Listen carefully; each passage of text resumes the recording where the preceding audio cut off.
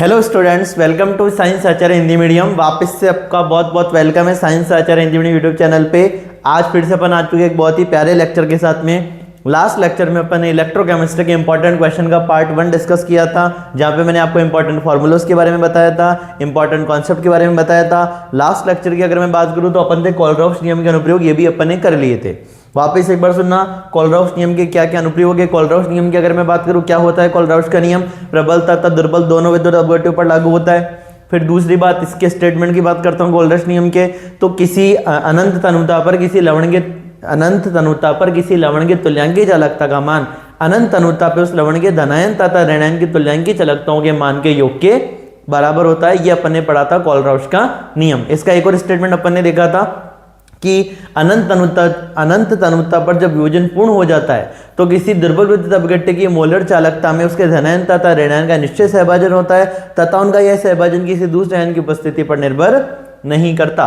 कहने का मतलब है कि अगर अपने पास किसी लवण की अगर अपन मोलर या तुल्यांकी चालकता देख रहे हैं तो वहां पे योगदान सिर्फ उस लवण के धनायन और ऋणायन का होगा, किसी दूसरे लवण के धनायन तथा ऋणायन का योगदान नहीं होगा। ठीक है, ऐसे ही अपन ने एक और स्टेटमेंट पढ़ा था जो अभी मैंने आपको बोला भी था, अनंत तनुता पे किसी अनंत तनुता पे, देखो इसको फॉर्मूला के फॉर्म में भी लिख देता हूं, अनंत तनुता पे, ठीक है, अनंत तनुता पे किसी लवण की तुल्यांकी चालकता का मान, लवण ले लेते हैं अपन NaCl, ठीक है, अनंत तनुता पर किसी लवण की तुल्यांकी चालकता का मान अनंत तनुता पे उसके धनायन तथा ऋणायन की, अनंत तनुता पे उसके धनायन तथा ऋणायन की, देखो ध्यान देना इधर, लैम्डा अनंत तनुता की उसके धनायन तथा ऋणायन की तुल्यांकी चालकताओं के मान के योग के बराबर होता है।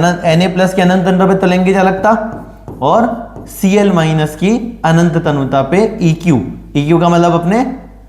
EQ का मतलब अपने तुल्यांकी चालकता। ठीक है, सोडियम की तुल्यांकी चालकता अनंत तनुता पे, Cl माइनस की अनंत तनुता पे तुल्यांकी चालकता। इनको अगर अपन जोड़ दे तो अपने को मिल जाएगी लवण की तुल्यांकी चालकता। ठीक है, अनंत तनुता पे किसी लवण की तुल्यांकी चालकता का मान उसके अनंत तनुता पे धनायन तथा ऋणायन की तुल्यांकी चालकताओं के मान के योग के बराबर होता है। कोलरॉफ्स नियम के अनुप्रयोग अपन कर रहे थे। कोलरॉफ्स नियम के अनुप्रयोग की अगर मैं बात करूं तो देखो, पहला अनुप्रयोग अनंत तनुता पे किसी दुर्बल विद्युत अपघट्य की मोलर चालकता ज्ञात करना। अनंत तनुता पे किसी दुर्बल विद्युत अपघट्य की मोलर चालकता ज्ञात करना। ठीक है, सेकंड, दुर्बल विद्युत अपघट्य की वियोजन की मात्रा जिसको कि अपन बोलते हैं अल्फा, डिग्री ऑफ डिसोसिएशन, ठीक है, DOD, डिग्री ऑफ डिसोसिएशन, वियोजन की मात्रा ज्ञात करना तथा वियोजन स्थिरांक Ka तथा Kb ज्ञात करना। Ka अम्ल का वियोजन स्थिरांक, Kb क्षार का वियोजन स्थिरांक ज्ञात करना। ठीक है, तीसरा, अल्प विलय लवण की विलयता। क्या बोला मैंने? अल्प विलय लवण की विलयता। अब ये अल्प विलय लवण क्या होते हैं? स्पेरिंगली सॉल्युबल सॉल्ट, मतलब जिनकी विलयता बहुत बहुत कम होती है उनको अपन बोलते हैं अल्प विलय लवण। अल्प विलय लवण की विलयता को अपन बोलते हैं सॉल्युबिलिटी, तो कैपिटल एस से अपन इसको रिप्रेजेंट कर रहे हैं। तथा विलयता गुणनफल, सॉल्युबिलिटी प्रोडक्ट, विलयता गुणनफल, विलयता बोले तो सॉल्युबिलिटी, गुणनफल बोले तो प्रोडक्ट, इसको अपन KSP से लिखते हैं, सॉल्युबिलिटी प्रोडक्ट। तो अल्प विलय लवण की विलयता तथा विलयता गुणनफल ज्ञात करना, ये कोलरॉफ्स नियम के अनुप्रयोग है। अगले क्वेश्चन में मूव करते हैं, प्रतिरोधकता का SI मात्रक बताइए। प्रतिरोधकता का SI मात्रक, अब मैं आपको यहाँ पे सारी देखो चीजें बता रहा हूं। आप लोगों ने एक जरूर फॉर्मूला सुना होगा, G इज इक्वल टू होता है 1/R। ठीक है, जो चालकत्व होता है वो प्रतिरोध का क्या होता है? व्युत्क्रम। ऐसे कैसे एक और फॉर्मूला आपने पढ़ा होगा, कप्पा, जिसको अपन बोलते हैं चालकता। चालकता किसका व्युत्क्रम है? प्रतिरोधकता का। प्रतिरोधकता का व्युत्क्रम कौन है? चालकता। प्रतिरोध का व्युत्क्रम कौन है? चालकत्व। ये दो फॉर्मूले दिमाग में रख लेंगे आप लोगों को। उसके अलावा एक और जो आपने R is equal to rho L upon A पढ़ा होगा। ठीक है, R is equal to rho L upon A, जहां पे R अपना प्रतिरोध है, रो अपनी क्या है? प्रतिरोधकता है, L अपनी लंबाई है, A अपना एरिया है, क्षेत्रफल है। ठीक है, अब अपने को यूनिट किसकी निकालनी है? प्रतिरोधकता, मतलब रो की। अब प्रतिरोधकता का एक और नाम है, प्रतिरोधकता को बोलते हैं विशिष्ट प्रतिरोध। क्या बोल देते हैं? प्रतिरोधकता को विशिष्ट प्रतिरोध। प्रतिरोधकता बोलो या विशिष्ट प्रतिरोध बोलो, बात क्या है? एक ही। ऐसी चालकता का भी एक और नाम है विशिष्ट चालकत्व। कप्पा का एक और नाम है, इस साइन को बोलते हैं कप्पा, इस साइन को क्या बोलते हैं? कप्पा। इसके नाम है चालकता अथवा विशिष्ट चालकत्व। रो, ये इसका नाम है रो। ठीक है, अब ये तो साइन को रो बुलाते हैं, इसको और क्या बोलेंगे अपन? इसको अपन बोलेंगे प्रतिरोधकता या विशिष्ट प्रतिरोध। अपने को क्या पूछा? प्रतिरोधकता या विशिष्ट प्रतिरोध का SI मात्रक। SI मात्रक समझते हो? SI मतलब अपने को मीटर में बताना है। SI मतलब अपने को किस में बताना है? मीटर में बताना। ये निकाला कैसे? सुनना ध्यान से। अपने लगाया R is equal to rho L by A, ठीक है। आर की यूनिट अपन सबको पता है, आर की यूनिट क्या होती है, प्रतिरोध को उसमें अपन किस में मेजर करते हैं, ओम में। रो मेरे को निकालना है, रो की यूनिट। लंबाई को किस में मेजर करते हैं, मीटर में। एरिया को किस में मेजर करते हैं, मीटर स्क्वायर में। 1 मीटर से 1 मीटर कैंसिल, तो रो की यूनिट क्या आ गई, ओम इंटू मीटर। अरे रो की यूनिट क्या आ गई, ओम इंटू मीटर। तो देखो ओम इंटू मीटर। अब ये तो ऐसा ही पूछी थी अपने को, ऐसा ही नहीं पूछते तो अपन और क्या लिख सकते हैं, मीटर को अपन सेंटीमीटर भी लिख सकते हैं। अरे मीटर को सेंटीमीटर में कन्वर्ट करना आता है ना, मीटर को सेंटीमीटर में कन्वर्ट करना अपने को आता ही है, तो ओम मीटर या ओम सेंटीमीटर। पर अगर अपने को ऐसा ही पूछी तो अपने को क्या लिखना है, ओम इंटू मीटर। ठीक है, ओम इंटू मीटर। अब एक और बात बता देता हूं, देखो अगर आपको आर की यूनिट पता है, आर की यूनिट क्या होती है, ओम। ठीक है, तो जी की यूनिट क्या हो जाएगी, ओम इनवर्स। अरे 1/r प्रतिरोध का व्युत्क्रम क्या है, चालकत्व। तो ओम इनवर्स की, ओम यूनिट है आर की, तो जी की यूनिट हो जाएगी ओम इनवर्स। ठीक है, रो की यूनिट क्या है, ओम मीटर, तो कप्पा की यूनिट क्या हो जाएगी, ओम इनवर्स मीटर इनवर्स। ठीक है, ये सारी बातें अपने को आनी चाहिए। एक और बात देखो, जो यहाँ पे मैं बता देता हूँ, R is equal to rho L upon A से अपने को और संबंध निकालते हैं। देखो R is equal to rho L upon A, मैंने रो को भेजा इधर नीचे की तरफ, तो ये बन गया 1 अपॉन रो। आर को भेजा इधर क्रॉस मल्टीप्लाई, तो ये बन गया 1 अपॉन आर। ठीक है, और एल अपॉन ए। अब 1 अपॉन रो को अपन क्या लिखते हैं, कप्पा लिखते हैं। ठीक है, 1 अपॉन आर को क्या लिखते हैं, जी लिखते हैं। ठीक है, और एल अपॉन ए इसको अपन क्या लिखते हैं, जी स्टार, सेल नियतांक। तो कप्पा बराबर जी इंटू जी स्टार। चालकता बराबर चालकत्व इंटू सेल नियतांक। क्या बोला मैंने, चालकता बराबर चालकत्व इंटू सेल नियतांक। चालकता का एक और नाम विशिष्ट चालकत्व। जी को क्या बोलते हैं, कंडक्टेंस मतलब चालकत्व। जी स्टार को क्या बोलते हैं, सेल नियतांक, सेल कांस्टेंट। सेल कांस्टेंट का फॉर्मूला एल अपॉन ए। सेल कांस्टेंट की यूनिट बता सकते हो मेरे को यहाँ पे, अरे एल अपॉन ए का मतलब लेंथ मीटर में, एरिया मीटर स्क्वायर में। मीटर से मीटर कैंसिल, तो सेल कांस्टेंट की यूनिट आती है मीटर इनवर्स। ऐसा यूनिट मीटर इनवर्स, या अपन और यूनिट बोलना चाहे तो मीटर इनवर्स की जगह अपन सेंटीमीटर इनवर्स भी लिख सकते हैं। ठीक है, तो कप्पा बराबर जी इंटू जी स्टार, इन सबके नाम आने चाहिए। के को अपन बोलते हैं, किसको कप्पा बोलते हैं, चालकता अथवा विशिष्ट चालकत्व। ये अपना चालकत्व, ये अपना प्रतिरोध, ये अपनी प्रतिरोधकता, प्रतिरोधकता अथवा विशिष्ट प्रतिरोध। ठीक है, बाकी तो तुमको पता ही है। तो यहाँ पे मैंने आपको इस एक क्वेश्चन में सारे मतलब वैल्यू निकाल, सबकी यूनिट निकालना बता दी। आर की यूनिट क्या होगी, जी की क्या होगी, कप्पा की क्या होगी, रो की क्या होगी, जी स्टार की क्या होगी। इसमें से किसी भी तरह का कोई भी क्वेश्चन क्रिएट हो सकता है। इस पे बेस्ड अपने को न्यूमेरिकल भी देखने को मिलेंगे, जो कि अपन आगे पढ़ने वाले हैं। ठीक है, अगले क्वेश्चन पे मूव करते हैं। फैराडे के विद्युत अपघटन का द्वितीय नियम लिखिए। फैराडे के विद्युत अपघटन का दूसरा नियम अपने को लिखना है। फैराडे के विद्युत अपघटन के अपने सिलेबस में 2 नियम है, फैराडे का प्रथम नियम, फैराडे का द्वितीय नियम। फैराडे के विद्युत अपघटन का प्रथम नियम, फैराडे के विद्युत अपघटन का द्वितीय नियम। अभी अपने को बताना है फैराडे के विद्युत अपघटन का द्वितीय नियम। सुनना ध्यान से, क्या है फैराडे का द्वितीय नियम, श्रेणी क्रम में जुड़े एक से अधिक विद्युत अपघट्यों के विलयनों में से, श्रेणी क्रम में जुड़े एक से अधिक विद्युत अपघट्यों के विलयन में से समान मात्रा की धारा समान समय तक प्रवाहित करने पर या बहने पर, समान मात्रा की धारा समान समय तक बहने पर अथवा प्रवाहित करने पर इलेक्ट्रोड पर निक्षेपित पदार्थ की मात्रा, इलेक्ट्रोड पर निक्षेपित पदार्थ की मात्रा उनके तुल्यांकी भार के क्या होती है, समानुपाती होती है। क्या बोला, देखो सुनना ध्यान से। मैथमेटिकली अपन इसको कैसे लिखेंगे, इलेक्ट्रोड पर निक्षेपित पदार्थ की मात्रा उसके तुल्यांकी भार के क्या होती है, समानुपाती होती है। ठीक है, W क्या है, इलेक्ट्रोड पर निक्षेपित पदार्थ की ग्राम में मात्रा। ठीक है, पदार्थ की ग्राम में मात्रा या मात्रा भी बोल सकते हो, किसके समानुपाती होती है। E किसका साइन होता है, E साइन होता है तुल्यांकी भार का। अरे E का मतलब होता है इक्विवेलेंट वेट, इक्विवेलेंट वेट को अपन बोलते हैं तुल्यांकी भार। और तुल्यांकी भार का फॉर्मूला भी सबको आना चाहिए, molar mass upon n factor.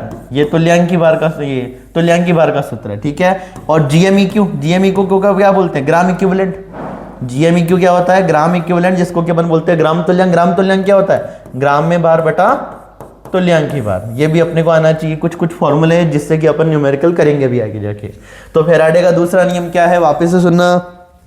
श्रेणी क्रम में जुड़े एक से अधिक विद्युत अपघट्यों के विलयनों में से समान मात्रा की धारा समान समय तक बहने पर इलेक्ट्रोड पर निक्षेपित पदार्थ की मात्रा उनके तुल्यांकी भार के समानुपाती होती है। W समानुपाती E, ये भी पूछ सकते हैं W समानुपाती E कौन से नियम में है, तो फैराडे के विद्युत अपघटन के द्वितीय नियम में। ठीक है, अब यहाँ पे देखो सुनना ध्यान से, अगर अपने पास जैसे मान लो 3 विद्युत अपघट्य के विलयन है तो इसको अपन ऐसे भी लिख सकते हैं W1/E1 is equal to W2/E2। ठीक है, इज इक्वल टू W3/E3, ठीक है। W1 पहले इलेक्ट्रोड पे निक्षेपित पदार्थ की ग्राम में मात्रा उसके तुल्यांकी भार के, दूसरे इलेक्ट्रोड पर निक्षेपित पदार्थ की ग्राम में मात्रा उसके तुल्यांकी भार के, तीसरे इलेक्ट्रोड पे निक्षेपित पदार्थ की ग्राम में मात्रा उसके तुल्यांकी भार के। तो E1 E2 E3 पहले विद्युत अपघट पहले एक वाले का तुल्यांकी भार, दूसरे वाले का, तीसरे वाले का। तो E क्या पे तुल्यांकी भार है, W1 W2 W3 जो भी अपन ने विद्युत अपघट लिया है उसके इलेक्ट्रोड पर निक्षेपित पदार्थ की ग्राम में मात्रा है, ठीक है। अगला है मानक हाइड्रोजन इलेक्ट्रोड का नामांकित चित्र बनाएंगे। मानक हाइड्रोजन इलेक्ट्रोड जिसको कि अपन बोलते हैं SHE, क्या बोलते हैं, SHE स्टैंडर्ड हाइड्रोजन इलेक्ट्रोड, ठीक है। SHE मानक हाइड्रोजन इलेक्ट्रोड, इसको और अपन क्या बुला देते हैं, इसको अपन नॉर्मल हाइड्रोजन इलेक्ट्रोड भी बुलाते हैं, सामान्य हाइड्रोजन इलेक्ट्रोड, ठीक है। इसके स्ट्रक्चर कई बार एग्जाम में पूछ रखी है। देखो इसका सेटअप देखो कैसे क्या है। यहाँ पे अपन एक प्लेटिनम का वायर लगा रखा है और प्लेटिनम वायर किससे कनेक्टेड है, प्लेटिनम की प्लेट से, जो किससे कोटेड है, प्लेटिनम ब्लैक से। प्लेटिनम ब्लैक से कोटेड है प्लेटिनम की प्लेट। अब ये प्लेटिनम ब्लैक क्या करती है, इसका काम है अपनी सतह पर हाइड्रोजन गैस को अधिशोषित करना। इस प्लेटिनम ब्लैक का क्या काम है, अपनी सतह पर हाइड्रोजन गैस को अधिशोषित करना।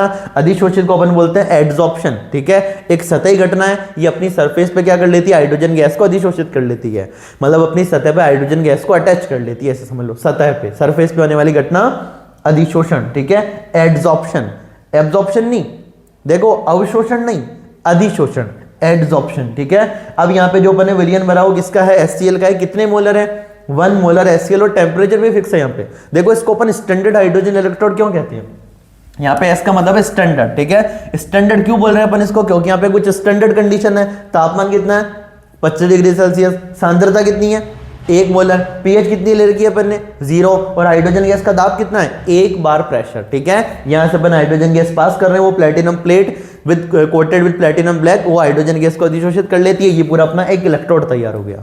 क्या तैयार हो चुका है अपने पास, ये एक इलेक्ट्रोड तैयार हो चुका है। इसको अपन बोलते हैं स्टैंडर्ड हाइड्रोजन इलेक्ट्रोड, मानक इलेक्ट्रोड विभव, जिसका कि देखो जो कि अपना एक इलेक्ट्रोड प्रिपेयर है, ठीक है। इसको अपन किसी भी दूसरे इलेक्ट्रोड के साथ लगा सकते हैं और सेल बना सकते हैं, ठीक है। एक बार इसका डायग्राम देख लेना, कोई कंफ्यूजन नहीं होना चाहिए किसी को किसी प्रकार का। अगर हो तो कमेंट में आप मेरे को बता सकते हो, ठीक है। लोड कोई लेना नहीं है, एग्जाम की तैयारी अच्छे से करनी है। चले आगे, ये डायग्राम दिमाग में रखना, ठीक है। सारी बातें लिख के आनी है एग्जाम में।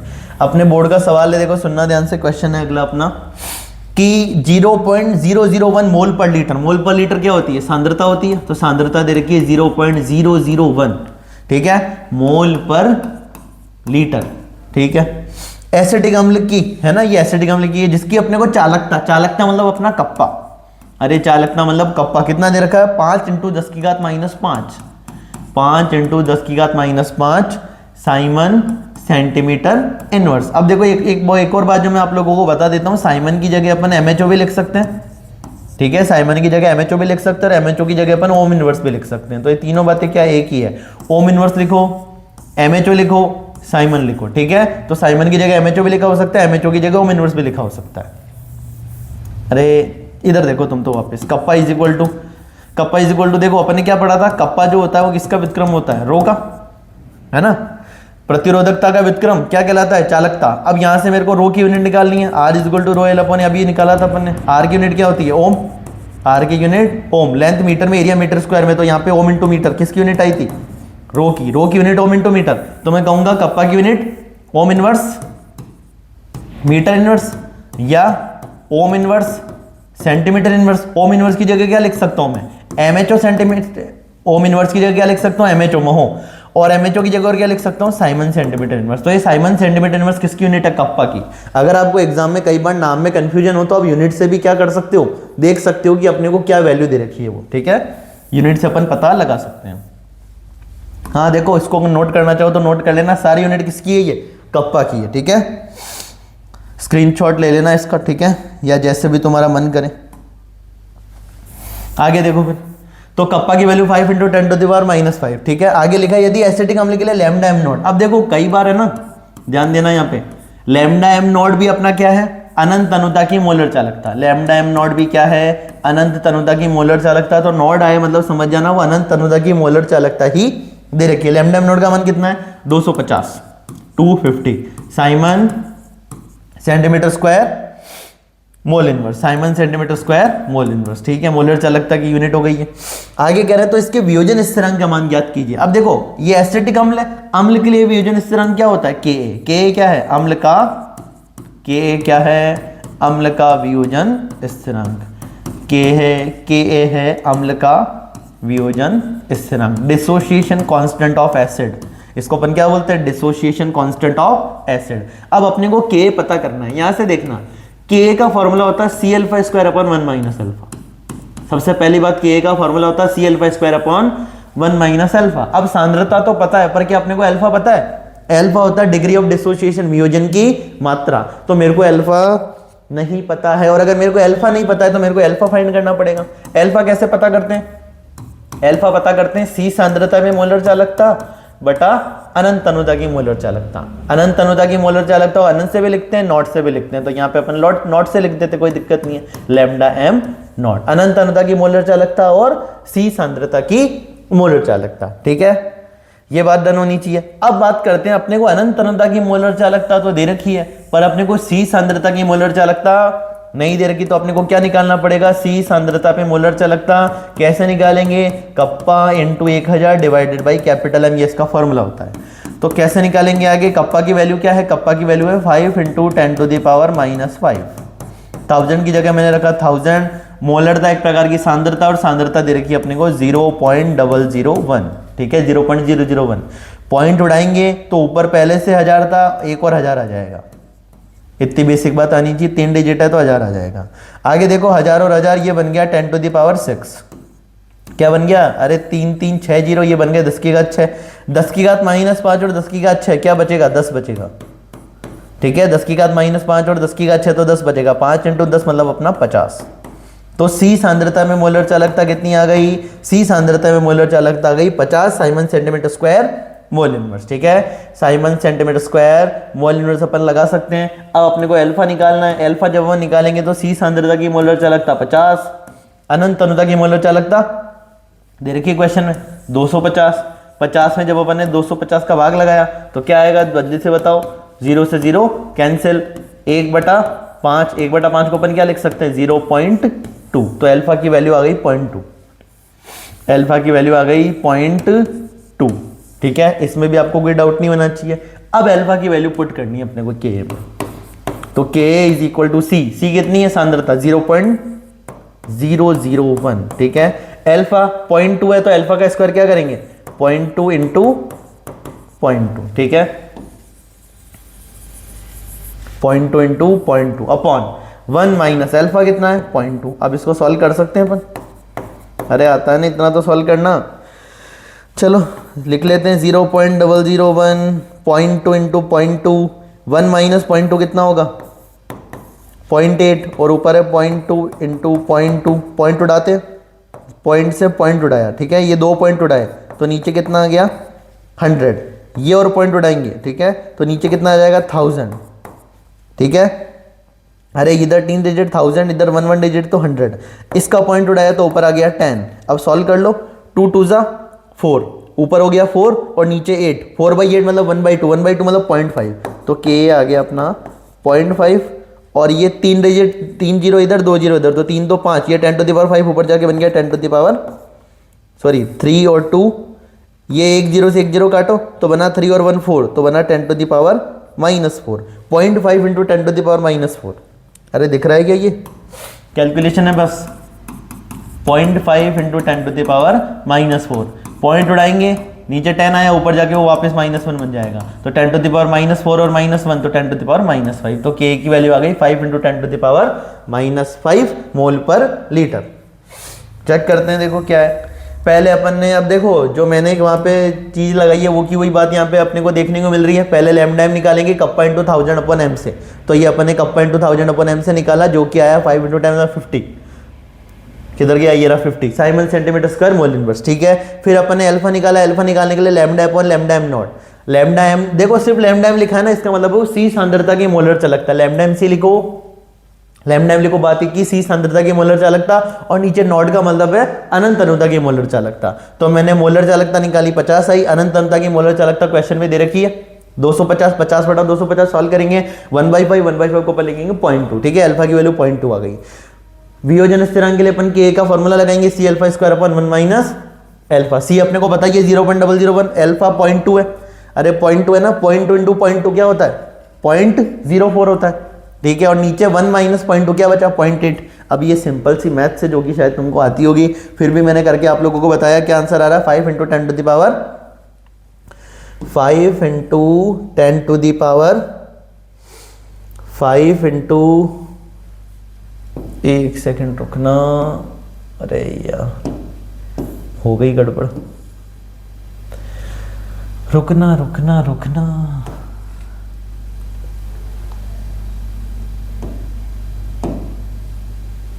एक सेकंड रुकना, हाँ एक सेकंड तो अपने पास आंसर आया 5 into 10 to the power -5, 5 into 10 to the power -5, ठीक है ना। अपना आंसर एकदम करेक्ट है, ठीक है। चले आगे अगले क्वेश्चन पे, ठीक है। ये क्वेश्चन अपना हो गया, बहुत आसान सा क्वेश्चन है। तो देखो 2 3 4 फॉर्मूले दिमाग में रख लेना। कौन कौन से फॉर्मूले अभी तक अपन ने पढ़े सारे बता देता हूं। G is equal to 1/r, ठीक है।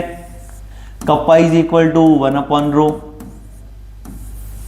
R is equal to ρl upon A, ठीक है। फिर अपन ने इससे एक रिलेशन निकाला था, kappa is equal to G into G star. अभी अपन ने देखा लैम्डा m का फॉर्मूला कप्पा इंटू 1000 अपॉन m, ठीक है। यहाँ पे कुछ भी नहीं है, मतलब सी सांद्रता। देखो लिख भी नहीं रखा हो ना, तब भी अपने को समझ जाना है वो सी सांद्रता की मोलर चालकता दे रखी है, ठीक है। एल्फा निकालने का फॉर्मूला सी सांद्रता की मोलर चालकता बटा अनंत अनुता की मोलर चालकता। के अम्ल का वियोजन स्थिरांक कैसे निकालते हैं, C alpha square upon 1 minus alpha, ठीक है। ये सारे फॉर्मूले अभी तक अपन ने पढ़े हैं जो कि अपने काम आने वाले हैं, ठीक है। और लास्ट लेक्चर में भी अपने कुछ फॉर्मूले पढ़े थे तुल्यांकी चालकता निकालने के लिए। तुल्यांकी दे रखी हो, तुल्यांकी निकालनी हो तो उसका अलग फॉर्मूला था। मोलर दे रखी हो, मोलर निकालनी हो तो मोलर चालकता में धनायन ऋणायन को उनकी धनायन की संख्या ऋणायन की संख्या से गुणा कर दो, ठीक है। और वही अगर अपने को मोलर देगी तुल्यांकी पूछे तो मोलर धनायन की मोलर चालकता भाग लगा दो धनायन के आवेश का, ऋणायन की मोलर चालकता भाग लगा दो ऋणायन के आवेश का, और उनको सॉल्व करो तो अपने पास आ जाएगी लवण की तुल्यांकी चालकता। वो 3 फॉर्मूले भी अपन ने लास्ट लेक्चर में लिखे थे। तो इन सबको आप क्या कर सकते हो, एक पेपर लो व्हाइट पेपर और उस पर सारे फॉर्मूले लिख लो, ताकि एग्जाम के पहले 5 मिनट में आप देख के चल जाओ। कोई फॉर्मूला अगर 1-2 बार देखोगे वैसे भी आपको दिमाग में घुस जाएगा, ठीक है। अगला क्वेश्चन करते हैं, चलो अगला क्वेश्चन ट्राई करते हैं, ठीक है। अब यहाँ पे देखना एक बात ध्यान से, क्वेश्चन नंबर 8 की अगर मैं बात करूं, क्वेश्चन नंबर 8 के अंदर अपने को जो चीज नोटिस करनी है वो ये है कि 0.15, ठीक है। क्वेश्चन सुनना ध्यान से, क्वेश्चन नंबर 8 अच्छा क्वेश्चन है, इधर ही कर लेते हैं, चलो आगे चलेंगे फिर। 0.15 मोल पर लीटर, ध्यान से देखना 0.15 मोल पर लीटर, मतलब अपने को सांद्रता दे रखी है 0.15, ठीक है, मोल पर लीटर, ठीक है। विलियन NaCl विलियन से भरी एक चालकता सेल का प्रतिरोध, इसका प्रतिरोध कितना है 50 ओम, बहुत बढ़िया, ठीक है। यदि उसी सेल का प्रतिरोध 0.02 मोल पर लीटर NaCl विलियन बढ़ने पर, पहले सांद्रता थी 0.15, अब अपन ने चेंज करके कितनी कर दी 0.02, मतलब अपन ने सांद्रता के साथ कर दी है छेड़छाड़, सांद्रता चेंज हो गई 0.02, ठीक है। मोल पर लीटर ले लिया अपन ने, मोल पर लीटर NaCl विलियन से बढ़ने पर उसका प्रतिरोध कितना हो जाता है 500, इसका प्रतिरोध कितना आ रहा है 500 ओम आ रहा है। अरे बात समझना, इसका प्रतिरोध 50, इसका प्रतिरोध 500, ठीक है।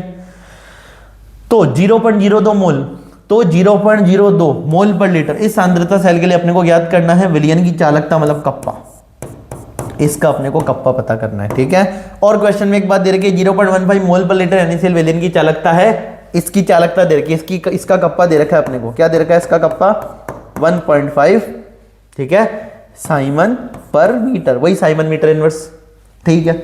अब देखो कैसे सॉल्व करना है, इसको सुनना ध्यान से, ध्यान देना, यही कर देंगे इसको सॉल्व अपन। अगर मैं बात करूं, अगर आपको यहाँ पे देखो ये वाला फॉर्मूला लगेगा यहाँ पे, kappa is equal to G into G star, kappa बराबर G इंटू जी स्टार। कहेंगे सर यहाँ पे तो R दे रखा है, तो मेरे बच्चों को पता है ना G की जगह मैं क्या लिख सकता हूँ 1/r, और G स्टार की जगह G स्टार रहने देता हूँ, और कप्पा की जगह कप्पा। अरे G की जगह 1/r इधर ही लिख रखा है, तो G की जगह 1/r कर दूंगा, ठीक है। तो करते हैं काम। तो तो मैंने पहले लिखा kappa is equal to G into G star, ठीक है। देखो थोड़ी सी जगह में ही करने, एक बार देखना समझ आ जाएगा। वैसे कप्पा की जगह कप्पा लिखा, जी की जगह मैंने लिखा 1/r इंटू जी स्टार, जी की जगह 1/r। कप्पा की वैल्यू पता है मेरे को कितनी है, 1.5। ये देखो इसको चलो एक बार यहाँ पे लिख लेते हैं। कप्पा को r से मल्टीप्लाई करूंगा क्या बन जाएगा, kappa into R cross multiply, kappa into R बराबर जी स्टार। एक और फॉर्मूला दिमाग में रखना, कप्पा इंटू आर बराबर जी स्टार, कप्पा आर। ये ऐसे याद रख लेना, इस आर को आगे लेके आ जाओ, कप्पा को पीछे ले जाओ, आर के रणवीर कपूर नहीं है, ठीक है ना। आर यहाँ पे अपना प्रतिरोध है और कप्पा अपना चालकता है, ठीक है। आर के आर कैसे भी करके याद कर लो। तो कप्पा की वैल्यू 1.5, आर की वैल्यू 50, ठीक है, is equal to G star, is equal to G star.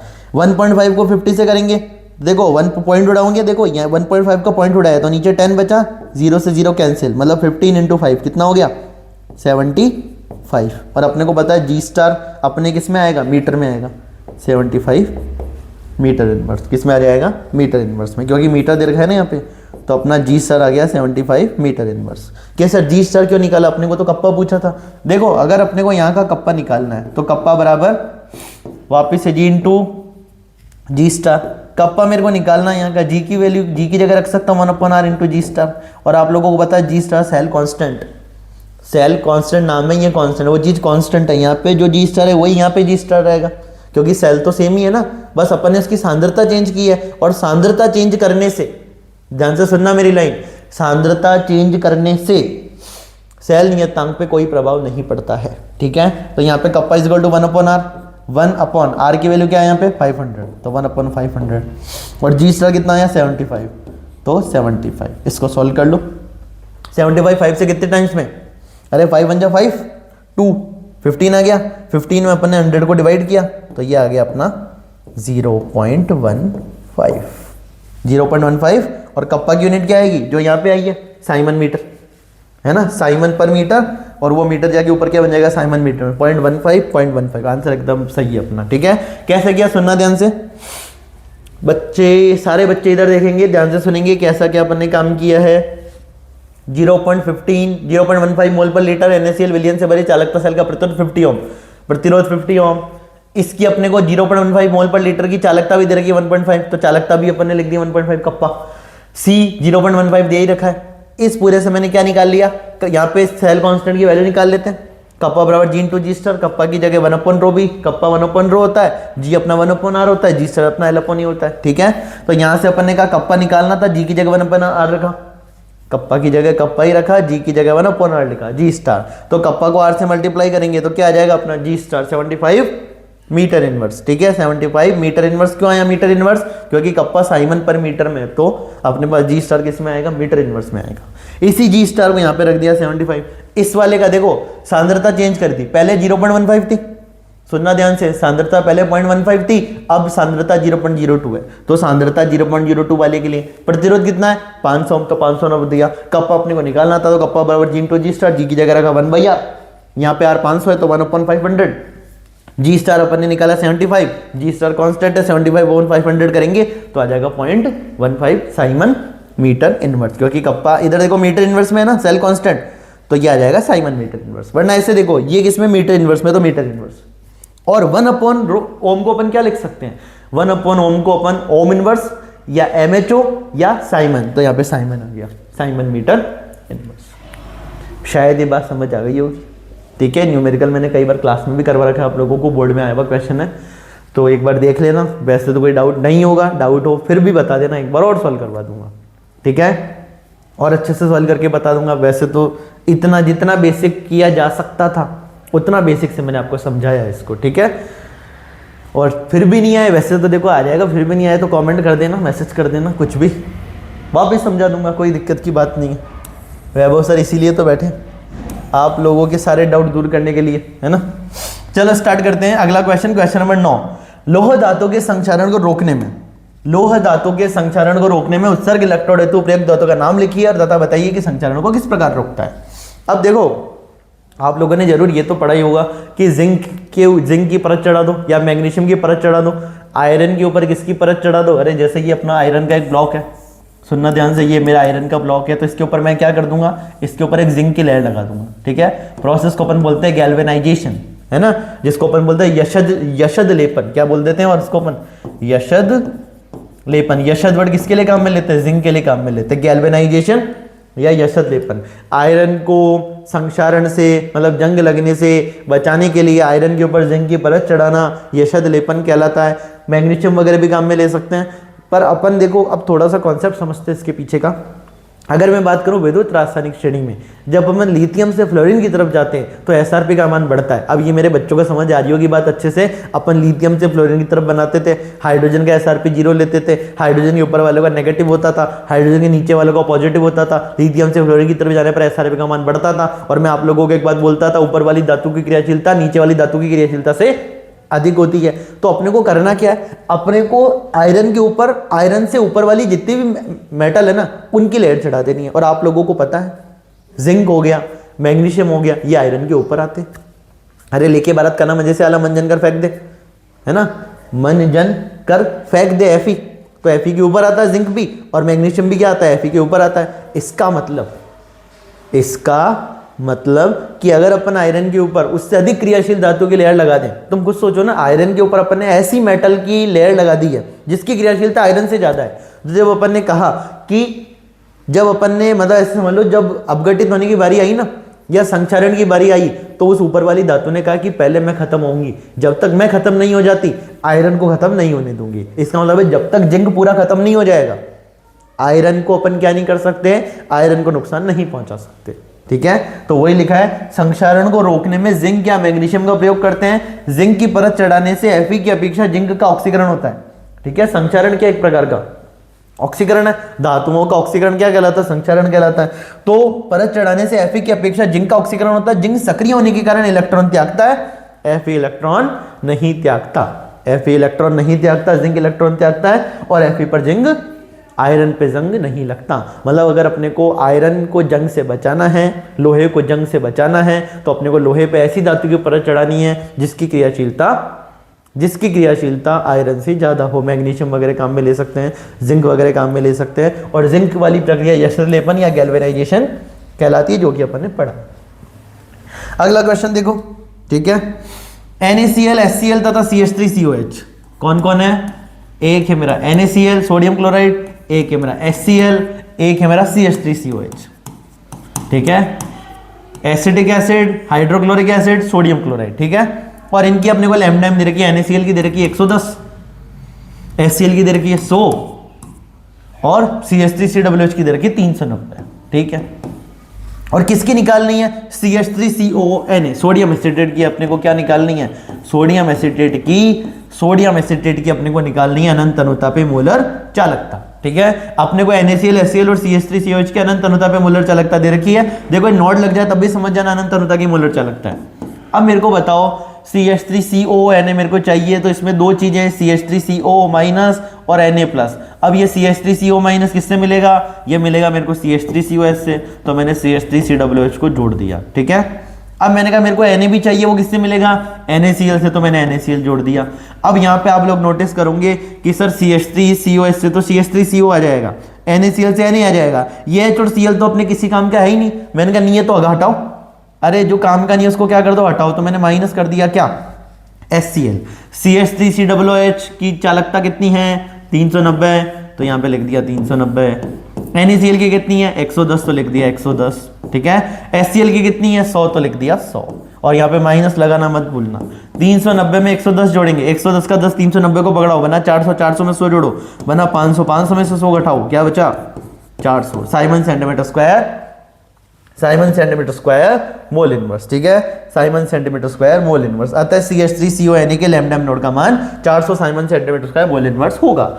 Simple सी बात है। CH3CONA में CH3CO चाहिए था, वो मिला मेरे को CH3COOH से। Na चाहिए था, वो मिला मेरे को NaCl से। H और Cl कोई काम के नहीं थे, तो मैंने कहा HCl को HCl से हटा दो, ठीक है। काफी आसान सा क्वेश्चन नहीं है। आगे सुनना, कॉपर सल्फेट के विलयन गुण। अब देखो ये क्वेश्चन है अपने फैराडे के विद्युत अपघटन के प्रथम नियम से। इलेक्ट्रोड पर निक्षेपित पदार्थ की ग्राम में मात्रा, सुनना ध्यान से, इलेक्ट्रोड पर निक्षेपित पदार्थ की ग्राम में मात्रा किसके समानुपाती होती है? आवेश के समानुपाती होती है। इलेक्ट्रोड पर निक्षेपित पदार्थ की ग्राम में मात्रा आवेश के समानुपाती होती है। W समानुपाती Q, W समानुपाती Q फैराडे के विद्युत अपघटन का प्रथम नियम।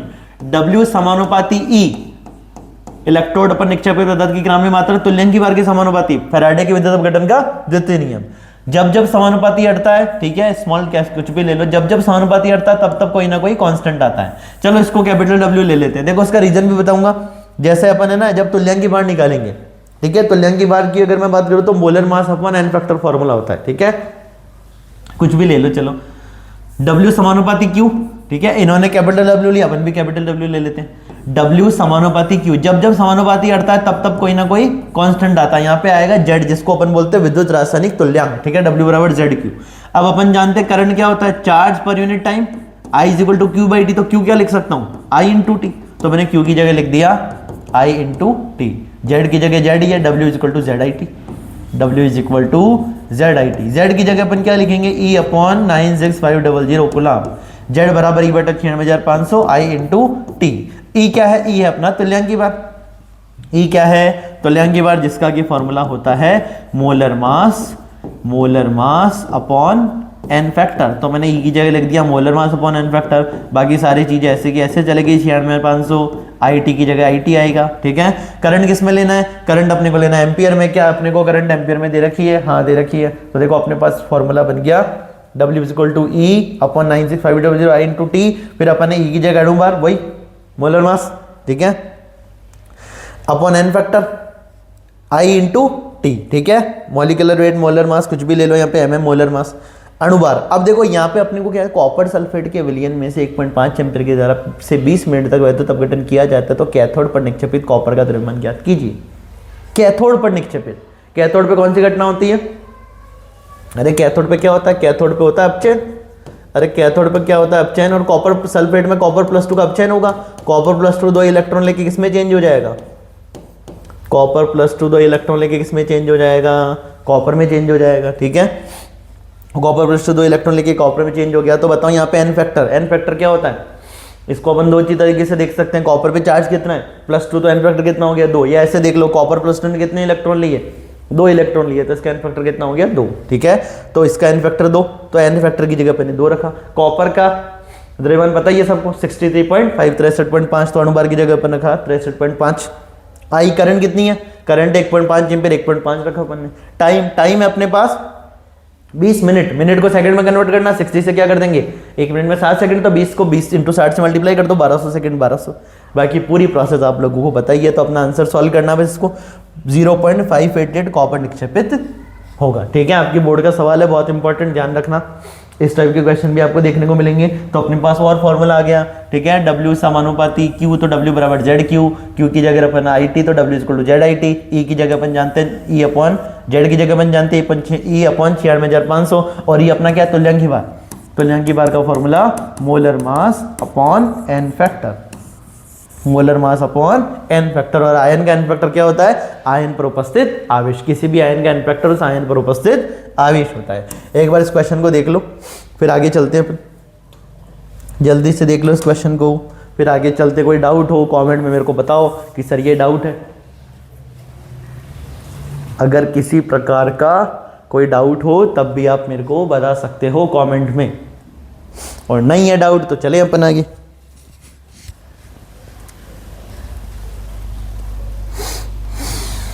बताओ बताओ बताओ, कमेंट में बताओ। कमेंट पढ़ूंगा तुम्हारे में, ठीक है, कमेंट पढ़ूंगा। तो कमेंट में जो भी आपकी प्यारी प्यारी बातें हैं वो आप लिख सकते हो, ठीक है ना। अपना फीडबैक दे सकते हो, और फीडबैक दो ताकि मेरे को पता चले कैसे क्या चीज़ें चल रही है। अब ऑफलाइन क्लास तो है नहीं अपनी अभी, हाल फिलहाल तो होने वाली है वैसे बहुत जल्दी, तो ऑफलाइन क्लास तो अभी है नहीं, तो आप कमेंट में ही बता सकते हो मेरे को। बाकी तो आपकी शक्लें देख के, आपके फेस से मैं जज कर लेता था किसको बात समझ आ रही है किसको नहीं आ रही है, ठीक है ना। चलते हैं आगे, चलो अगले क्वेश्चन पे, ठीक है। अगला क्वेश्चन है वैद्युत अपघट्यों के चालकत्व, कंडक्टेंस, ठीक है। जी को प्रभावित करने वाले कोई 2 कारक बताइए। 2 क्या 3 बता देंगे अपन। देखो सुनना, तापमान बढ़ाने पर कंडक्टेंस, चालकत्व क्या होता है, बढ़ता है। तापमान बढ़ाने पर चालकत्व बढ़ता है। आगे विलयन की सांद्रता भी चालकत्व को प्रभावित करती है। आगे तनुता, तनुता बढ़ाना और सांद्रता कम करना, बात एक ही है। तनुता बढ़ा रहे हैं, इसका मतलब हम सांद्रता क्या कर रहे हैं, कम कर रहे हैं। तो तनुता बढ़ाने पर अथवा सांद्रता कम करने पर, तनुता बढ़ाओ या सांद्रता कम करो, बात एक ही है। तो तनुता बढ़ाने पर या सांद्रता कम करने पर चालकत्व क्या होता है, बढ़ता है। तनुता बढ़ाने पर अथवा सांद्रता कम करने पर चालकत्व बढ़ता है। तो ये अपन ने कारक बता दिए जिस पे चालकत्व निर्भर करता है। आगे संक्षारण एक वैद्युत रासायनिक परिकल्पना है, समझाइए। संक्षारण एक वैद्युत रासायनिक परिकल्पना है, समझाइए। अब अपन क्या ले लेते हैं, लोहे पर जंग लगने का वैद्युत रासायनिक सिद्धांत। आयरन पर जंग लगने का, ठीक है, आयरन पर जंग लगने का वैद्युत रासायनिक सिद्धांत अपन बता सकते हैं, ठीक है। आयरन पर जंग लगने का वैद्युत रासायनिक सिद्धांत, ठीक है, सुनना ध्यान से। अगर मैं बात करूं आयरन पे कहीं ना कहीं से वाटर वगैरह आ गया, ठीक है, वाटर कार्बन डाइऑक्साइड एटमॉस्फेयर में होती ही है। यहाँ पे 2 इलेक्ट्रोड बन जाते हैं, एक एनोड और एक कैथोड। एनोड पे क्या होता है, ऑक्सीडेशन, एनोड पे ऑक्सीडेशन, कैथोड पे रिडक्शन। एनोड पे ऑक्सीडेशन किसका होगा, Fe जाएगा Fe+2 में, ठीक है, 2 इलेक्ट्रॉन निकालेगा। आगे बात करते हैं कैथोड पे ऑक्सीजन जो गैस है, ठीक है, ऑक्सीजन गैस का क्या होगा, ऑक्सीजन का अपचयन होगा।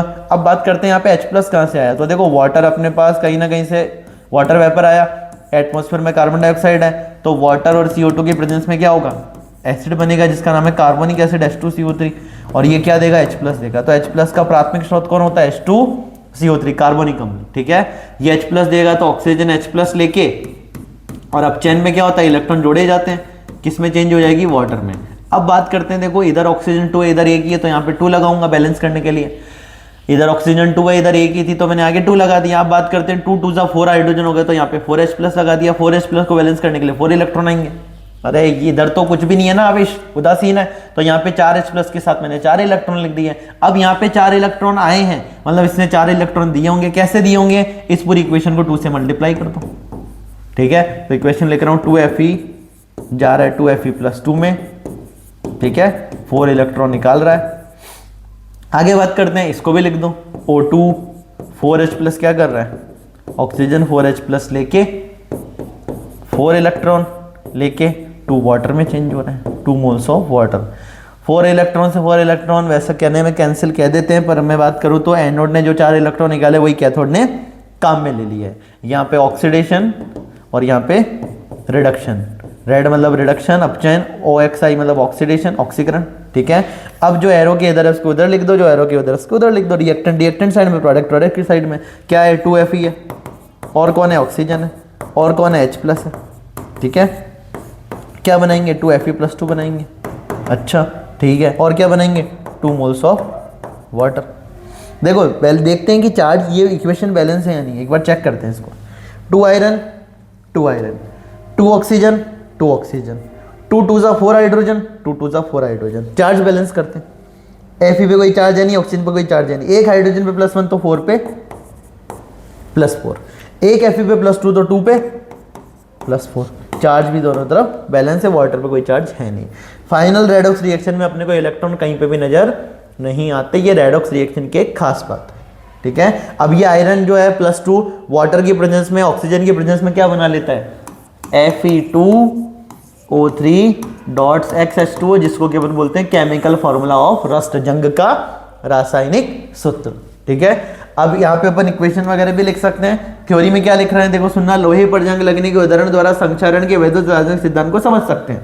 सही बात है, लोहे पर जंग लगने के उदाहरण द्वारा संक्षारण के वैद्युत रासायनिक सिद्धांत, इलेक्ट्रोकेमिकल फिनोमेना को अपन क्या कर सकते हैं, समझ सकते हैं। आगे सुनना क्या लिखा है, लोह धातु की सतह पर उपस्थित जल की बूंदों में, लोह धातु की सतह पर उपस्थित जल की बूंदों, लोहे के कांटेक्ट में कौन आ गया, वाटर आ गया, कहीं ना कहीं से बारिश से आ गया, किसी ने पानी फेंक दिया, ठीक है। और ऐसा एक बार में नहीं, बहुत बार जब वाटर की कांटेक्ट में आता है आयरन, तब धीरे धीरे रस्टिंग की प्रोसेस होती है। तो लोह धातु की सतह पर उपस्थित जल की बूंदों में वायुमंडल से ऑक्सीजन और CO2 गैस घुल जाती है। अब एटमॉस्फेयर में ऑक्सीजन भी है, CO2 भी है, ठीक है। और CO2 वाटर से रिएक्ट करके क्या बनाता है, H2CO3 कार्बनिक अम्ल बनाता है, जो कि H+ का प्राथमिक स्रोत है। कोई बोले कि संक्षारण में या लोहे पर जंग लगने में H+ कहां से आता है, तो अपन बोलेंगे H2CO3 से। H2CO3 कार्बनिक अम्ल, और CO2 मेरा कौन सा ऑक्साइड है, अम्लीय ऑक्साइड है, क्योंकि वाटर की प्रेजेंस में ये अम्ल बनाता है। आगे इंपॉर्टेंट बात, अशुद्ध आयरन कैथोड का तथा शुद्ध आयरन एनोड का कार्य करती है। अशुद्ध आयरन एनोड का, सॉरी अशुद्ध आयरन कैथोड का तथा शुद्ध आयरन एनोड का कार्य करती है। एवं सतह पर उपस्थित जलीय विलयन, एवं सतह पर उपस्थित जलीय विलयन जिसमें ऑक्सीजन तथा CO2 घुली हुई है विद्युत अवघट्ट का कार्य करती है। इस प्रकार लोहे की सतह पर एक विद्युत रासायनिक सेल का निर्माण हो जाता है। ठीक है, यहाँ पे रिडक्शन देखने को मिल रहा है अपने को कैथोड पे। ठीक है, ऑक्सीजन H+ इलेक्ट्रॉन लेके वाटर में, और इधर आयरन +2 में और 2 इलेक्ट्रॉन में। ठीक है, ये अपन ने पढ़ा संक्षारण का वैद्युत रासायनिक सिद्धांत। अगला question number 12, question number 12, 298 kelvin पे 0.10 m KCl विलयन की चालकता, अपने को सांद्रता दे रखी है। अरे अपने को सांद्रता दे रखी है, कितनी है? 0.1, उस जीरो को इग्नोर करते हैं, 0.1। ठीक है, विलयन की चालकता मतलब कप्पा कितना दे रखा है? 0. कप्पा दे रखा है 0.0129। ओके, कह रहे हैं मोलर चालकता, तो मोलर चालकता का फॉर्मूला लगाना है lambda m = kappa × 1000 divided by सांद्रता जो कि अपनी मोलरता है। ठीक है, इसको सॉल्व कर ही लेंगे।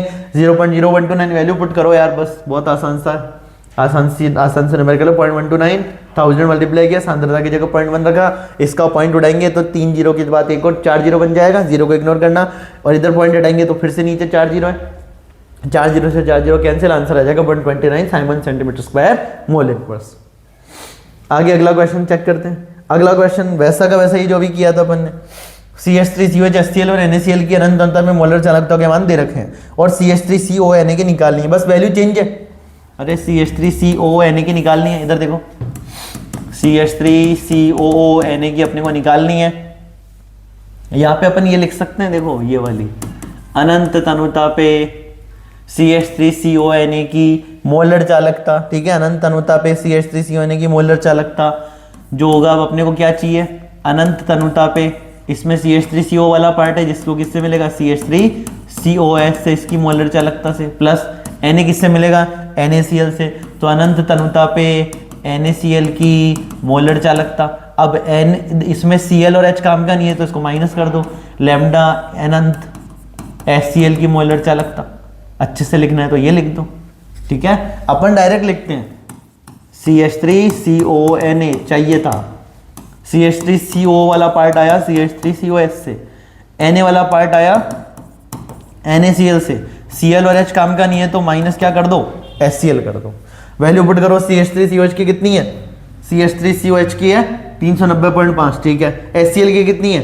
4 HCl तो निकालना है। NaCl की कितनी है? 126.4, तो 390.5 में 126.4 जोड़ा और अपने को HCl माइनस करना था तो 425.4 माइनस कर दिया। इन दोनों को जोड़ो पहले तो आया 516.9, 425.4 को माइनस कर दो तो आ जाएगा 91.5 साइमन सेंटीमीटर² मोल इनवर्स। बहुत आसान न्यूमेरिकल है। ठीक है, कर लेना इसको। विशिष्ट चालकत्व, अब ये देखो विशिष्ट चालकत्व आ गया। अब तुम लोगों को पता होना चाहिए विशिष्ट चालकत्व क्या है। विशिष्ट चालकत्व का एक और नाम है चालकता। चालकता को अपन क्या बोलते हैं? चालकता को क्या बोलते हैं? विशिष्ट चालकत्व जो क्या होता है 1/ρ। अब तुम कहोगे सर रो की यूनिट क्या होती है, तो मैं फिर से कहूँगा R = ρ/A। रो की जगह मैंने क्या रखा? R की जगह ओम रखा। रो मेरे को निकालना था, ऊपर मीटर नीचे मीटर², 1 मीटर से 1 मीटर कैंसिल, तो रो की यूनिट आ गई ओम × मीटर। ठीक है, तो रो की ओम × मीटर तो कप्पा की क्या जाएगी? Ohm inverse metre inverse. ठीक है, ohm inverse metre inverse, ohm inverse metre inverse. अब देखो, अब यहाँ पे एक चीज नोटिस करना, यहाँ पे ओम इनवर्स मीटर इनवर्स कहीं है ही नहीं। ओम इनवर्स मीटर इनवर्स कहीं है ही नहीं। ओम इनवर्स मीटर इनवर्स नहीं है तो अब क्या करेंगे? ओम इनवर्स की जगह अपन क्या लिख सकते हैं? MHO। पर मीटर इनवर्स है, आप लोग नोटिस करोगे 2 में मीटर इनवर्स है, तो ओम इनवर्स की जगह मैंने MHO मीटर इनवर्स लिख दिया।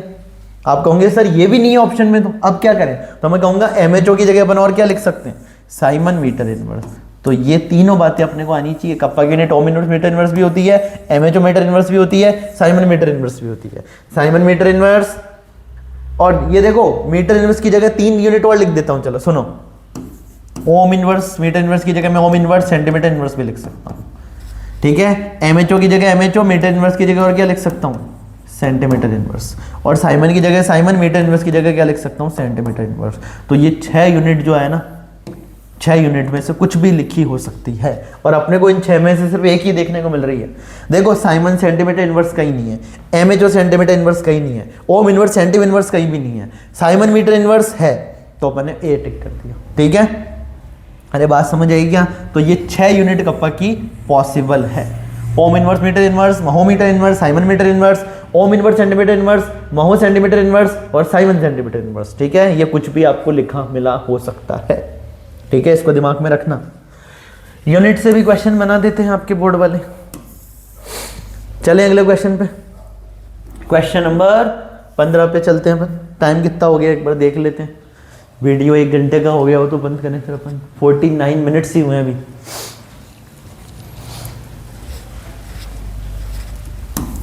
थकान हो जाती है यार कभी कभी। चलें अगले क्वेश्चन पे। संक्षारण की प्रक्रिया में एनोड पर होने वाली अभिक्रिया का रासायनिक समीकरण लिखिए। ठीक है, आज सुबह से मतलब कोई ना कोई काम से जा ही रहा हूँ, मतलब अभी तक मैं कितने 40-45 किलोमीटर गाड़ी चला चुका हूँ। थकान ऐसे भी हो गई, इधर उधर कोई कामकाज में व्यस्त था। चलो कोई नहीं, पढ़ते हैं अपन तो। संक्षारण की प्रक्रिया में एनोड पर होने वाली अभिक्रिया का रासायनिक समीकरण लिखिए। संक्षारण की प्रक्रिया में एनोड पर होने वाला, अभी अभी अपन ने एनोड पे समीकरण लिखी थी। आयरन जो है वो एनोड पे ऑक्सीकरण होता है, आयरन जा रहा है आयरन +2 में 2 इलेक्ट्रॉन रिलीज कर रहा है, आयरन जा रहा है आयरन +2 में 2 इलेक्ट्रॉन रिलीज कर रहा है। ठीक है, तो ये अभिक्रिया की समीकरण लिख देंगे अपन। आगे लिखा, यदि जिंक इलेक्ट्रोड के लिए मानक अपचन विभव, जिसको कि अपन बोलते हैं स्टैंडर्ड रिडक्शन पोटेंशियल SRP, कितना है -0.76 हो, -0.76 वोल्ट हो, तो इसके मानक ऑक्सीकरण विभव की गणना कीजिए। अब एक बात जो आप लोगों को बता देता हूं, SRP स्टैंडर्ड रिडक्शन पोटेंशियल किसके इक्वल होता है? -SOP के इक्वल होता है। क्या बोला मैंने? SRP is equal to -SOP, या इसको अपन ऐसे भी लिख सकते हैं SOP। अब देखो दोनों तरफ माइनस कर दो तो -SRP is equal to +SOP। अरे दोनों तरफ माइनस करेंगे तो ये माइनस हो गया और माइनस माइनस क्या, ये प्लस हो गया। तो इसका मतलब अपने को एक बात पता चली। क्या बात पता चली? SRP और SOP में सिर्फ माइनस साइन का डिफरेंस है। अगर किसी का SRP x है तो SOP -x होगा, किसी का SOP -x है तो SRP +x होगा, किसी का SRP 2 है तो SOP -2 होगा। किसी धातु का अगर SRP 2 है तो SOP -2 है, और किसी धातु का SOP 4 है तो SRP -4 होगा। यहाँ पे सिर्फ एग्जांपल ले रहा हूं मैं। ठीक है, तो यहाँ पे अगर मैं बात करूं, अपने को SRP कितना दे रखा है जिंक का? ठीक है, जिंक का SRP कितना? मानक अपचन विभव मतलब स्टैंडर्ड रिडक्शन पोटेंशियल। ठीक है, मानक अपचन विभव -0.76 है, तो SOP कितना हो जाएगा जल्दी बताओ? +0.76। ठीक है, वही वाली बात लिख रखी है। देखो एनोड पे, पहले वाले क्वेश्चन का एनोड पे ऑक्सीकरण है, Fe जा रहा है, Fe+2 में 2 इलेक्ट्रॉन निकाल रहा है। मानक ऑक्सीकरण विभव क्या होगा? माइनस मानक अपचन विभव। SOP बराबर माइनस मानक अपचन विभव। अब SRP पहले से क्या था? -0.76, एक और माइनस लगा तो माइनस माइनस प्लस। इतना भी लोड नहीं लेना अपने को, तो क्या करना है सुनो ध्यान से। जिंक का SRP -0.76 तो SOP +0.76। SRP से SOP में जाना हो तो साइन को पलट दो, माइनस हो तो प्लस लगा दो, प्लस हो तो माइनस लगा दो, बस सिंपल सी बात। आगे एक और न्यूमेरिकल। ठीक है, क्वेश्चन है 298 केल्विन पे 0.01 ये सांद्रता दे रखी है अपने को। ठीक है, केसिल विलेन की चालकता मतलब अपना कप्पा है 0.0, क्या लिख रखा है? 0.00141। ठीक है, साइमन सेंटीमीटर। तो मोलर चालकता की गणना कीजिए, तो लैम्डा मोलर चालकता kappa into 1000 divided by M अपन लगाएंगे। ठीक है, kappa into 1000 divided by M अपन लगाएंगे, तो कप्पा की जगह 0.00141, 1000 की जगह 1000, मोलर की जगह अपन लिखेंगे 0.01, पॉइंट उड़ाएंगे ऊपर जाएगा 100, इधर पॉइंट उड़ाएंगे तो 1 2 3 4 5 1 2 3 4 5 1 2 1 2 3 4 5 5 डिजिट, 30 से 30 कैंसिल, 10 से 10 कैंसिल, तो ये आ गया 1410। कहीं गड़बड़ की क्या अपन ने? 3 2 5 1 2 3 4, अरे हाँ देखो ना कितने डिजिट लगाए अपन ने, 1 2 3 4, यहाँ पे 5 डिजिट है ना तो 0 आएगा, तो 5 से 5 कैंसिल, आंसर आएगा 141। आंसर क्या आएगा? 141। अरे देखो इधर सुनना ध्यान से, पॉइंट उड़ाऊंगा 2 डिजिट 2 0 ऊपर चले गए। ठीक है, तो 3 पहले से थे 2 और आगे तो बन गया 10 टू द पावर 5, 1 2 3 4 5, पॉइंट उड़ाऊंगा 5 डिजिट 5 0 लगाऊंगा तो 10 टू द पावर 5 से 10 to the power cancel, answer आ गया 144 siemens centimetre square mole inverse. ठीक है, siemens centimetre square mole inverse. आगे पढ़ो क्वेश्चन। संक्षारण की प्रक्रिया में कैथोड पर होने वाली अभिक्रिया का, संक्षारण की प्रक्रिया में, क्या बोला मैंने? संक्षारण की प्रक्रिया में कैथोड पर होने वाली अभिक्रिया का रासायनिक समीकरण लिखिए। कैथोड पे क्या होगा? अपचयन, ऑक्सीजन 4H+ 4 इलेक्ट्रॉन लेके वाटर में चेंज होगी। इस समीकरण को रटने की भी जरूरत नहीं है। देखो ऑक्सीजन जो है वो H+ की प्रेजेंस में, अब अपचयन में इलेक्ट्रॉन जोड़े जाते हैं, किस में चेंज होगी, वाटर में चेंज होगी, तो ये वाटर लिख दिया अपन ने। इधर ऑक्सीजन 2 इधर ऑक्सीजन 1, तो आगे क्या लगाया 2 लगाया, इधर ऑक्सीजन 2 इधर 1 थी तो आगे 2 लगाया, 2 2 जा 4 हाइड्रोजन, तो यहाँ पे 4 हाइड्रोजन किया। इधर कोई भी चार्ज नहीं है, ये न्यूट्रल है, तो इधर भी पूरा चार्ज कैसा होना चाहिए, न्यूट्रल। अब एक हाइड्रोजन पे +1 तो 4 पे +4, तो मेरे को -4 की नीड थी तो मैंने यहाँ पे 4 लगा दिया। 4 इलेक्ट्रॉन पे -4, 4 हाइड्रोजन 4H+ पे +4, +4 -4 0, इधर भी न्यूट्रल उधर भी न्यूट्रल, तो रिएक्शन आ गई O2 + 4H+ 4 electron gives 2H2O। ठीक है, आगे यदि मैग्नीशियम इलेक्ट्रोड के लिए, क्या बोला मैंने, यदि मैग्नीशियम इलेक्ट्रोड के लिए मानक अपचयन विभव का मान -2.3, मानक अपचयन विभव मतलब SRP का मान कितना दे रखा है, -2.37, मानक अपचयन विभव मतलब स्टैंडर्ड रिडक्शन पोटेंशियल, मानक अपचयन विभव का मान -2.37 है, तो मानक ऑक्सीकरण विभव का मान SOP कितना होगा, माइनस की जगह क्या कर दो +2.37 कर दो, साइन ही तो चेंज करना है, अरे साइन ही तो चेंज करना है, तो साइन अपन चेंज कर देंगे। आगे सुनो, अगला एक और क्वेश्चन है, ठीक है, करते हैं क्वेश्चन न्यूमेरिकल, प्यारा सा न्यूमेरिकल। 298 केल्विन पे 0.1 मोल केसी है, सांद्रता दे रखी है 0.1 कैपिटल M, ठीक है।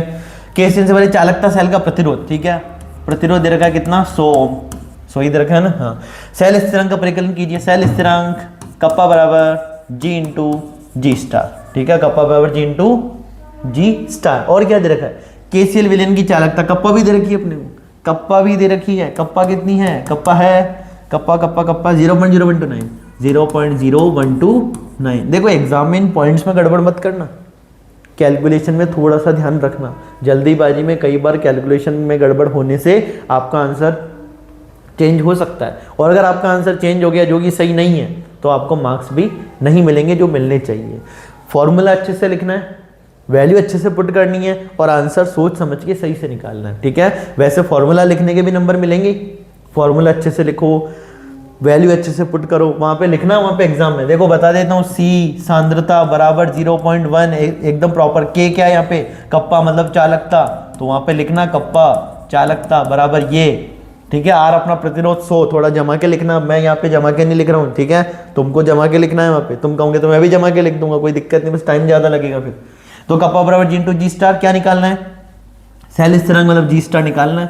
G की जगह क्या लिख दूं 1/r, अरे G की जगह क्या लिख दूंगा 1/r, कप्पा की जगह कप्पा ही रहने देता हूं, कप्पा है 0.0129, 0.0129, 1/r कितना है, r है अपना 100, तो 100 G स्टार मेरे को निकालना है, तो G स्टार निकालने के लिए 100 को 0.129 से मल्टीप्लाई करूंगा, तो 0.0129 multiply by 100 is equal to G star. Point उड़ाऊंगा तो कितना डिजिट है, 4 डिजिट, तो क्या बन जाएगा नीचे 1 2 3 4, ठीक है। 2 0 से 2 0 कैंसिल, 129 में डिवाइड किया 100 को, तो आंसर आया 1.29। चेक करते हैं 1.29 आ रहा है क्या, 1.29 और सेंटीमीटर इनवर्स, ठीक है, 1.29 सेंटीमीटर इनवर्स। अब देखो यहाँ पे सेंटीमीटर इनवर्स को है, उसका रीजन भी समझते हैं, क्योंकि अपने को चालकता सेंटीमीटर इनवर्स में दे रखी थी, तो अपने G स्टार की वैल्यू सेंटीमीटर इनवर्स में है, ठीक है।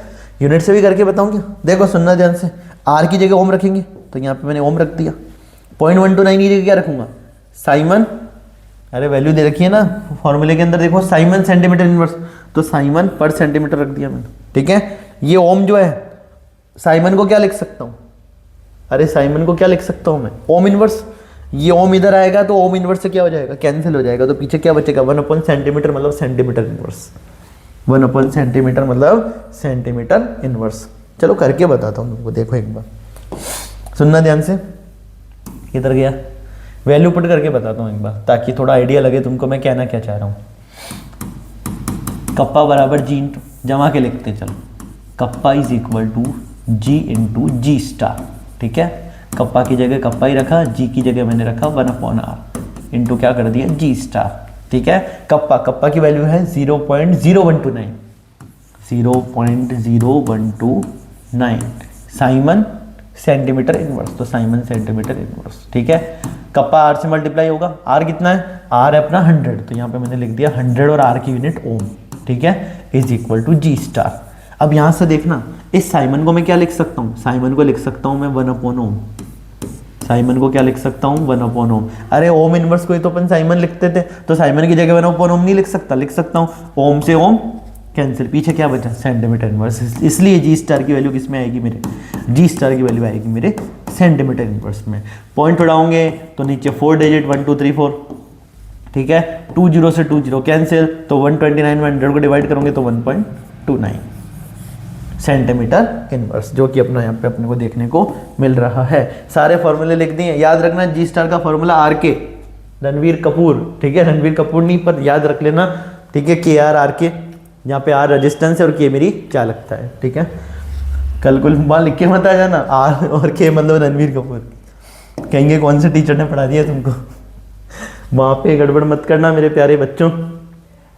तो हो चुका है, देखो ये सारे फॉर्मूले फिर से लिख दिए मैंने, वापस से बता देता हूँ। अपना कप्पा चालकता जो है वो प्रतिरोधकता का व्युत्क्रम, रो को अपन बोलेंगे प्रतिरोधकता या विशिष्ट प्रतिरोध, कप्पा को बोलेंगे चालकता या विशिष्ट चालकत्व, जी अपना चालकत्व, आर अपना प्रतिरोध, जी स्टार अपना सेल नियतांक, एल अपनी लेंथ, ए अपना एरिया, ठीक है। बाकी तो सारी बातें बताइए तुमको। अगला क्वेश्चन, क्वेश्चन नंबर 17, वैद्युत अपघटन का फैराडे का प्रथम नियम लिखिए, ठीक है। पढ़ो एक बार इसको जल्दी से पढ़ो, कितना टाइम हो गया देख लेते हैं। इसको अगले लेक्चर में फिनिश करें क्या, कितने क्वेश्चन बाकी चेक करते हैं। 17 18, ठीक है, 17 18, 18 के बाद 19, 19 के बाद अपना 19 के बाद अपना 20, 20 के बाद अपना 21, फिर 22, फिर 23। चलो इसको अगले लेक्चर में फिनिश करेंगे, है ना, अगले लेक्चर में इसको फिनिश करते हैं, कोई दिक्कत नहीं है। 21 क्वेश्चन ही तो है, 4-5 क्वेश्चन अगले लेक्चर में देख लेंगे, ठीक है। अब देखो सुन लो ध्यान से बात, अगर आपको इस वीडियो लेक्चर की कोई सी भी बात पसंद आई, कोई सा भी पार्ट पसंद आया तो नीचे कमेंट जरूर करना, अपना फीडबैक देना। कोई बात अगर समझ नहीं आई तब भी आप मेरे को बता सकते हो नीचे कमेंट करके। जो लोग इस वीडियो पे नए आए हैं, जो चैनल पे पहली बार आए हैं, चैनल को सब्सक्राइब करना।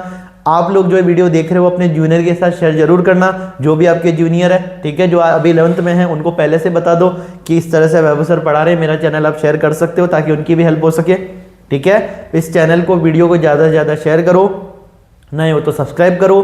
बाकी बातें अपन आगे करते रहेंगे, ठीक है। वीडियो को लाइक जरूर करना, कमेंट जरूर करना, अपना फीडबैक जरूर देना है आप लोगों को। बाकी बातें अपन अगली क्लास में करते हैं, तब तक के लिए थैंक यू।